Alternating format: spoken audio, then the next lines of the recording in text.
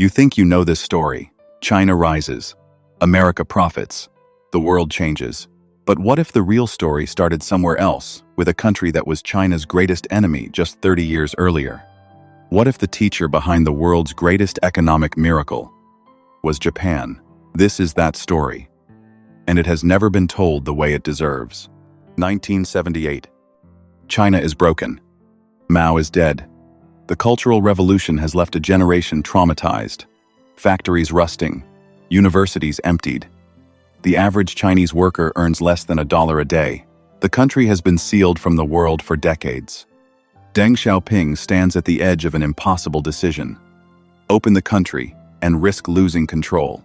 Stay closed and watch China fall further behind while the rest of Asia surges forward. He opens, but here is what the textbooks leave out. When Deng Xiaoping needed to show the world that China was serious, that it was truly open for business, he did not fly to Washington. He flew to Tokyo. And in that same year, Deng visited a Panasonic factory in Japan and came back with something more valuable than any diplomatic agreement. He came back with a vision. While American boardrooms were still debating whether China was too risky, too unstable, too communist, the Japanese were already on the ground. Panasonic, Toyota, Hitachi, Mitsubishi, Canon, Sharp, NEC. They didn't just send money. They sent engineers, factory managers, quality inspectors, trainers. Picture a factory floor in Guangzhou, 1983. A Japanese engineer, precise, patient, relentless, stands beside a Chinese worker and shows him the same motion for the 4th time.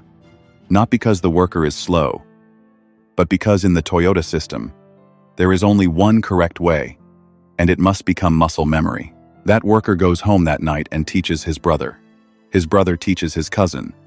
Within a decade, that single motion, repeated, refined, passed on, is running in 10,000 factories across the Pearl River Delta. This was the real technology transfer. Not machines, not manuals, people.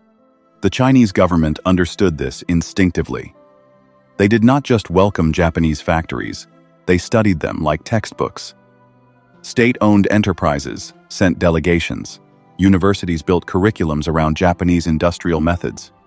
The word Kaizen, continuous improvement, entered Chinese factory culture so deeply that many younger workers today don't even know it came from Japan. This was not charity. Japan had just absorbed the shock of the Plaza Accord in 1985, a brutal currency agreement that made Japanese exports suddenly expensive overnight. Japanese companies were suffocating at home. China was a lifeline. Cheap labor. Vast land. A government desperate to industrialize. So the factories moved. And with the factories came something priceless. The Toyota production system. Kaizen. Just-in-time manufacturing. Zero-waste thinking. The very philosophy that had rebuilt Japan from the rubble of World War II was now being downloaded, carefully and deliberately, into a new generation of Chinese engineers. Here is where it gets complicated. China was not a passive student. Beijing had a strategy. Let them in, learn everything, then compete. While Japanese executives celebrated their profits, Chinese engineers were studying every machine, every process, every management decision, with the specific intention of one day not needing Japan anymore. The Chinese government imposed technology transfer requirements. If you want access to our market, you share your knowledge. Japanese companies agreed, believing the market was worth the risk. It was a bargain that Japan would come to regret. By the 2000s, Chinese manufacturers were not just copying Japanese methods, they were competing with Japanese companies in Japan's own regional markets. Electronics, automotive components, steel, textiles. The student had become the rival. And underneath all of this, a silence that both sides kept. The Second Sino-Japanese War had ended just 3 decades before these boardroom handshakes. The Nanjing Massacre, the occupation, the suffering that an entire generation of Chinese families still carried in their bones. It erupted in 2005, triggered by a Japanese history textbook that critics said whitewashed wartime atrocities. Protests exploded in Shanghai, Beijing, Guangzhou. Crowds surrounded Japanese consulates. Japanese restaurant windows were smashed. In some cities, protesters overturned Japanese-branded cars on the street. Cars that were, in many cases, built in Chinese factories by Chinese workers. The contradiction was almost unbearable, destroying the very thing your own hands had built because the flag on the logo carried too much memory. Japanese executives flew home. Investments froze. Emergency meetings were held in Tokyo boardrooms, where men in suits stared at spreadsheets and asked the same question. Is this market worth it? They came back. Because the answer was always yes. It happened again in 2012, over a cluster of disputed islands called the Diaoyu or the Senkaku, depending on which side of the water you were standing on. This time, the protests were sharper. A Japanese-owned factory in Qingdao was ransacked. A Chinese man was photographed dragging a Japanese-brand car owner from his vehicle and beating him over a flag on a bonnet. Economics and history were at war with each other, and neither one could fully win. Both countries needed each other too much to stop. That tension between memory and money, between national trauma and mutual benefit, is perhaps the most human part of this entire story. And it is one that Southeast Asians understand in their bones.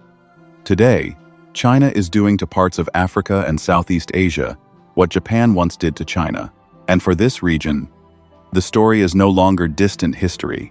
It is happening now, in our cities, our ports, our industrial parks. In Malaysia, Chinese companies have poured billions into the East Coast rail link, into Forest City, into manufacturing zones in Pahang and Perak. In Vietnam, Chinese factories relocated almost overnight after the US-China trade war, bringing jobs, yes, but also concerns about whether Vietnamese workers are gaining real skills or simply tightening the same bolts on the same assembly line for the next 20 years. In Indonesia, Chinese nickel processing investments have transformed Sulawesi, but local workers and activists have raised hard questions about safety conditions, about whether the high-skilled jobs are going to imported Chinese labor, about what Indonesia actually keeps when the contracts expire. This is the fork in the road. China watched Japan, studied Japan, copied Japan, then outcompeted Japan in less than 30 years. The question for Vietnam, for Malaysia, for Indonesia, for every Southeast Asian nation receiving this wave of investment is whether they are building the same kind of deliberate, hungry, long-game strategy that China built, or whether they are simply renting their land and their labor and calling it development. The factories will move on. They always do. The question is, what you learn before they leave. History remembers the leaders who give the speeches. Deng Xiaoping at the podium. The rhetoric of reform and opening up. It forgets the Japanese engineer on a flight to Guangzhou in 1981, carrying technical manuals and a mandate to make the factory work. It forgets the Chinese apprentice watching every move, taking every note, asking every question. It forgets that the greatest economic miracle in human history was, at its core, a transfer of knowledge between two countries that had every reason to hate each other and chose, quietly, to do business anyway. And it leaves us here watching a new chapter begin in our own backyard, wondering whether we are paying close enough attention. The sensei never gets the credit, but the student who learns the lesson well, that is the one who changes the world. The question is, are we learning?